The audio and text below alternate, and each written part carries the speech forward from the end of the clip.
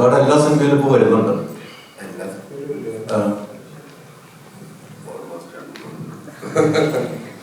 ഈ സിനിമയിലെ ഒരു സീനാണെങ്കിലും ഗംഭീരമായിട്ട് പെർഫോമൻസ് ചെയ്തിട്ടുണ്ട്. ഓട്ടത്തിലാണെങ്കിലും ഡയലോഗ് പറഞ്ഞുകൊണ്ട് ഓടുന്നു. എല്ലാം മമ്മൂക്കായുമായിട്ട് ഇത്രയും അടുത്ത് നിൽക്കുന്നത് എങ്ങനെയാണ്? സിനിമ എന്ന് പറഞ്ഞു കഴിഞ്ഞാൽ ഞാൻ ലാലേട്ടൻ്റെ പടങ്ങൾ കണ്ടിട്ട് ഇഷ്ടപ്പെട്ടിട്ടാണ് വന്നെങ്കിലും ഞാൻ കൂടുതൽ വർക്ക് ചെയ്തിട്ടുള്ളത് മമ്മൂക്കയുടെ പടങ്ങളിലൂടെയാണ്. അതുപോലെ തന്നെ ലാലേട്ടനോടുള്ള ഇഷ്ടം അതുപോലെ നിൽക്കുന്നുണ്ടെങ്കിലും മമ്മൂക്കാനെ കണ്ടതിന് ശേഷം മമ്മൂക്കാനോടാണ് കൂടുതൽ ഇഷ്ടം. കാണുന്നവരെ അതങ്ങനെ ആയിരുന്നില്ലെങ്കിലും കണ്ടതിന് ശേഷം ഓരോ പടം കഴിയും തോറും അത് കൂടിക്കൊണ്ടിരിക്കുകയാണ്. അത് നമുക്കറിയാലോ അതെങ്ങനെയാണെന്നുള്ളത്. അപ്പോൾ മമ്മൂക്ക എപ്പോൾ വിളിച്ചാലും ഞാൻ റെഡിയാണ്. അപ്പോൾ മമ്മൂക്ക കമ്പനി ആണെങ്കിലും കമ്പനി അല്ലെങ്കിലും എന്നുള്ളൊരു സിനിമ മമ്മൂക്ക എന്നൊരു നടൻ്റെ ഒരു എസ് ഇല്ലെങ്കിൽ സംഭവിക്കുകയില്ലായിരുന്നു. കാരണം മമ്മൂക്ക തന്നെ ഭാഗമായിട്ടുള്ള വലിയൊരു സിനിമയുടെ ചുറ്റും ഒരു ക്രൈം ചർച്ച ചെയ്യുന്ന ഒരു സിനിമയാണത്. എത്ര ആൾ കണ്ട് ഗുഡ്വില്ലിനെ ബാധിക്കാം. മമ്മൂക്ക തന്നെ അത് ചിലപ്പോൾ പ്രശ്നങ്ങളായി മാറിയേക്കാം, ക്രിയേറ്റീവ് സ്പേസ് ആണെങ്കിൽ പോലും. എന്നാൽ പോലും അതിനകത്ത് സിനിമയുടെ ഒരു സാധ്യത ഉണ്ടെന്ന് മനസ്സിലാക്കി അവസാനം ഒരു ഡയലോഗ് പോലും അതിന് വേണ്ടി എയർപോർട്ടിലേക്ക് പോകുന്ന ചെറിയൊരു ഗ്യാപ്പിൽ ഡബ് ചെയ്ത് കൊടുത്ത് മമ്മൂക്ക എന്നുള്ള വിളിയെ മമ്മൂട്ടി ചേട്ടൻ എന്ന് ട്രാൻസ്ഫോം ചെയ്ത് മാറ്റി. ഇപ്പോഴും മറ്റൊരു സിനിമയ്ക്ക് വേണ്ടി അല്ലെങ്കിൽ മറ്റൊരാളുടെ സിനിമാഗ്രഹത്തിന് വേണ്ടി കാണിക്കുന്ന സന്നദ്ധത, ആ ചിന്ത, ആ ഒരു ആഗ്രഹം അതെവിടെ നിന്ന് വരുന്നു? അത് ആ സിനിമയുടെ കഥയിൽ, സത്യസന്ധമായ കഥയിൽ ഞാനുണ്ട്.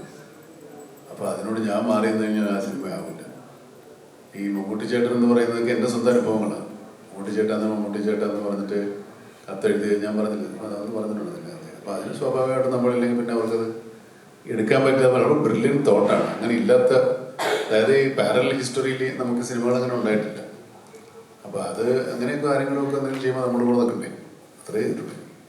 ഞാൻ സാറിൻ്റെ ഡയലോഗ്സ് ഒക്കെ സ്പോട്ടിൽ മലയാളത്തിലാണ് പറഞ്ഞത്.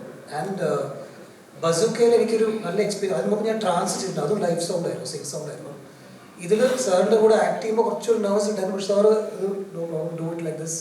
ആൻഡ് ഈ സംസാരിക്കുമ്പോൾ ഈ ഒബ്ജക്ട്സിൻ്റെ സൗണ്ട്സ് വരാൻ പാടില്ല. അങ്ങനെ ഒരു ചെറിയൊരു അഡ്വൈസ് സാർ ഫസ്റ്റ് തന്നെ എനിക്ക് കൊടുത്തു. And it was easy to act with sir. And dialogues കൊടുത്താൽ ഞാൻ ഏത് ലാംഗ്വേജിൽ ഞാൻ പറയും, അതുകൊണ്ട് എൻ്റെ അനുഭവത്തിൽ ഞാൻ ആദ്യമായിട്ട് സിംഗ് സൗണ്ട് ചെയ്യുന്ന ഒരു പടം കണ്ടുകൊണ്ടേൻ എന്ന് പറയുന്ന തമിഴ് പടമാണ്. പക്ഷെ അതിനകത്ത് മുഴുവനായിട്ടില്ല, ഒരു 40% ഉണ്ട്. ആ സിംഗ് സൗണ്ടിൻ്റെ സൗണ്ടാണ് സിനിമയിലുള്ളത്. പല നല്ല സീനുകളും അതിൻ്റെ ഗുണവും. ഇവിടെ കഴിഞ്ഞ ഒരു 2 വർഷത്തെ എല്ലാ മെഗാ റൗണ്ട് ടേബിളുകളിലും എല്ലാ സിനിമാ ചർച്ചകളിലും എല്ലാവരും നോക്കുന്നത് മമ്മൂക്ക അല്ലെങ്കിൽ മമ്മൂട്ടിയുടെ ഫിലിമോഗ്രഫി എന്നുള്ള ഒരു കോൺസെപ്റ്റിലാണ്. ശരിക്കും ഇന്ത്യ മൊത്തം ഇത്രയും ചർച്ചയാകുമ്പോൾ ശരിക്കും എന്താ മമ്മൂക്കയ്ക്ക് കിട്ടുന്ന ഒരു പേഴ്സണൽ മോട്ടിവേഷൻ ഉണ്ടല്ലോ, ഇനിയും കുറച്ചുകൂടി ഡിഫറെൻ്റ് ആയിട്ട് ചെയ്യാം എന്നുള്ള ഈ ചർച്ചകളൊക്കെ മമ്മൂക്ക എത്രത്തോളം അറിഞ്ഞിരുന്നു എന്നുള്ളതൊന്നും അറിഞ്ഞില്ല. ചർച്ചകൾ ഇവിടെ കാണുന്നുണ്ട്. നിങ്ങൾ പറഞ്ഞ ചോദ്യത്തിൽ തന്നെ ഉത്തരവുണ്ട്. ഇനി എന്ത് ചെയ്യണം, എന്താണ് നമുക്ക് നമ്മുടെ മുൻപിൽ ഉത്തരവാദിത്തമുണ്ട്.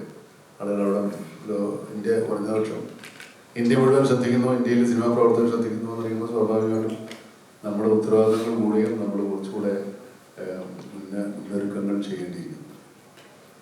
വിജയബാബു, നീന എന്നുള്ള സിനിമ ചെയ്യുമ്പോൾ ലാൽ ജോസ് പറഞ്ഞിട്ടുണ്ടായിരുന്നത് കോർപ്പറേറ്റ് ലുക്കുള്ള ഒരാൾ വേണം, അതുകൊണ്ട് നായകനാക്കാണ്. അപ്പൊ ഇവിടെ ഇങ്ങനെ ഒരു റോൾ ചെയ്യുമ്പോൾ എന്തായിരുന്നു പറഞ്ഞിട്ടുണ്ടായിരുന്നത് ബ്രീഫ് ഈ റോളിന് വേണ്ടി? കോള് വന്നത് മമ്മൂട്ടി കമ്പനിയിൽ നിന്നാണ്. നമ്മൾ ഏറ്റവും കൂടുതൽ ആഗ്രഹിച്ചിരുന്ന ഒരു കോളാണ്. പിന്നെ അത് ഗൗതം മേനോൻ ഫിലിം എന്ന് പറയുമ്പോൾ തന്നെ ക്യാരക്ടർ ചോദിച്ചിട്ടല്ല പോയത്.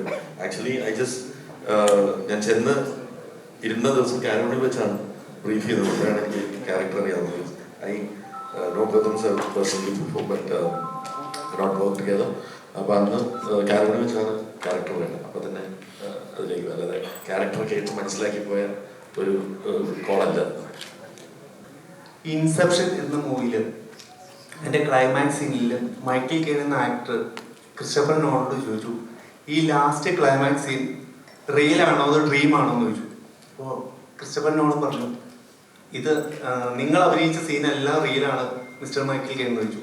അതേപോലെ മമ്മൂക്ക അഭിനയിച്ച ലിജോ ജോസ് പല്ലിശ്ശേരി ചിത്രത്തിൽ നൻപകൽ നേരത്തുമായിട്ടും അതിലെ മമ്മൂക്കയുടെ ക്യാരക്ടർ ഒരു ഡ്രാമ ആർട്ടിസ്റ്റാണ്. അദ്ദേഹം ഒരു ഡ്രാമ കളിച്ചാന്ന് പറയുന്ന ഒരു ഭാഗമുണ്ട്. കൂടാതെ ഒരു മൾട്ടിപ്പിൾ പേഴ്സണാലിറ്റി ഡിസോർഡർ ആണെന്ന് പറയുന്ന ഒരു ഭാഗമുണ്ട്. കൂടാതെ തമിഴന്റെ ആത്മാവ് കയറി കൂടിയതാണെന്ന ഒരു വിഭാഗം പറയുന്നുണ്ട്. അതല്ലാതെ വേറെ പറയുന്ന ഒരു വിഭാഗക്കാരുണ്ട്. ഇതിലെ മമ്മൂക്ക എന്നൊരു സിനിമാ പ്രേമി ആ സിനിമ കണ്ടതിന് ശേഷം ലിജോയോട് ചോദിച്ചിട്ടുണ്ടോ ഇതിൽ ഏതാണ് ലിജോ എന്റെ ട്രാക്ക്, അല്ലെങ്കിൽ ആ ക്യാരക്ടർ ട്രാക്ക് ഏതാണെന്ന് ചോദിക്കേണ്ടി വന്നിട്ടുണ്ടോ? ഞാൻ ചോദിച്ചിട്ടില്ല. ലിജോ സാറും ഒരു ഉത്തരം ഓഡിയൻസിന് അല്ലെങ്കിൽ പ്രേക്ഷകർക്ക് കൊടുത്തിട്ടില്ല, അതുകൊണ്ടാണ് മമ്മൂക്കടി ചോദിക്കേണ്ടി വന്നത്. നിങ്ങളോട് പറഞ്ഞില്ല, പുള്ളി എന്നോട് പറയുന്നത്. അതങ്ങനെ ഒരു സിനിമയായിട്ട് തന്നെ കാണണം. നമ്മുടെ ഒരു എന്താ പറയുക, ആ സിനിമ മലയാള സിനിമയ്ക്കൊരു മുതൽക്കൂട്ടായിട്ടുള്ള സിനിമയാണ്. സിനിമ മലയാളത്തിൽ മാത്രമേ വരൂ. ഇവിടെ ക്രിസ്റ്റഫർ നോളനൊന്നുമില്ലല്ലോ. നമ്മുടെ ആൾക്കാര് ചെറിയ ഭാവം. എന്നാലും മമ്മൂക്ക പ്രൊഡ്യൂസർ കൂടിയാണല്ലോ, അപ്പോ നമുക്ക് ഓൾറെഡി ഒരു സംശയം ചോദിക്കൂലോ. സത്യം പറയാൻ ഞാൻ ചോദിച്ചില്ല. സാർ ചെയ്യുന്ന എല്ലാ പടങ്ങളിലും എപ്പോഴും ഒരു യൂണീക്ക് ആയിട്ട് സാറിന്റെ പ്രസൻസ് ഉണ്ടാകും. അല്ലെങ്കിൽ സാർ എൻജോയ് ചെയ്യുന്ന ഒരു മൊമെന്റ്സ് നമ്മൾ സ്ക്രീനിൽ കാണാം. ഡൊമിനിക്കിൽ അങ്ങനെ മൊമെന്റ് ഏതായിരുന്നു? ഞാൻ എൻജോയ് ചെയ്തു പോകും. സാറിന് ചെയ്യുന്ന ഒരു ചെറിയൊരു പ്രസൻസ് അവിടെ ഉണ്ടാവും. ക്യാരക്ടർ വന്നു പോകുന്ന ഒരു മൊമെന്റ് ആയിരിക്കാം. ഉണ്ട് സാറെ എൻജോയ് ചെയ്ത ഏത് മൊമെന്റ് ആയിരിക്കും? അല്ല, അത് ഫസ്റ്റ് ഞാൻ ഈ പ്രോപ്പറായിട്ട് ആക്ടിങ് അതിന് മുമ്പ് ഞാൻ ചെറിയൊരു എന്തെങ്കിലും ഒരു ഹീറോയുടെ പിന്നിലോ അല്ലെങ്കിൽ എന്തെങ്കിലും ചെയ്യും, അതൊരു സെലിബ്രേഷൻ ആയിട്ട് ചെയ്യുന്നതാണ്. പക്ഷേ ഈ പടത്തിൽ നോക്കിയാൽ സാർ ഇങ്ങനെ ഒരു സ്ലോ മോഷൻ ഷോട്ട് നടന്നപ്പോൾ ഞാൻ എൻ്റെ കാർഡ് അവിടെ വേണമെന്ന് ഞാൻ ഫൈറ്റ് ചെയ്തിട്ടതാണ്. അതാണ് എൻ്റെ celebration. Mammootty sir is walking into my life. First of all நீங்கள் சொன்ன மாதிரி டைலாக் சொல்கிறதுக்கே எனக்கு ரொம்பவே பயமாக இருந்தது. சார் கூட ப்ராக்டிஸ் பண்ணி அதுக்கப்புறம் മമ്മൂക്ക സാർ கூட பண்ணுற மாதிரி இருந்தது. ബട്ട് அந்த ഈ കുട്ടി തെറ്റിച്ചിട്ട് ഒരു ഷോട്ട് റീടേക്ക് പോയിട്ടില്ല, ഞാനായിട്ട് തെറ്റിച്ചിട്ടുണ്ട്. ஸோ யா நான் கொஞ்சம் நிதானமாக பண்ணிட்டு இருந்தேன். ஸோ பட் அந்த ஃபைட்டர்ஸ் எல்லாமே லைக் கொஞ்சம் ஃபியர்ஸாக வேணும் அந்த மாதிரி சொன்னப்போ எனக்கு ரொம்பவே பயமாக இருந்தது. நான் எப்படி அவங்கள அப்படி இது பண்ண முடியும்னு சொல்லிட்டு. ஸோ சார் என்ன கொஞ்சம் காமாக அந்த ஸ்பேஸில் நீ பண்ணு பரவாயில்ல பார்த்துக்கலாம்னு சொல்லி இது பண்ணாங்க. ஜோக் கூட பண்ணாங்க, அடிச்சது ரொம்பவே வலிக்குதுன்னு சொல்லிட்டு ஜோக்கெல்லாம் பண்ணாங்க.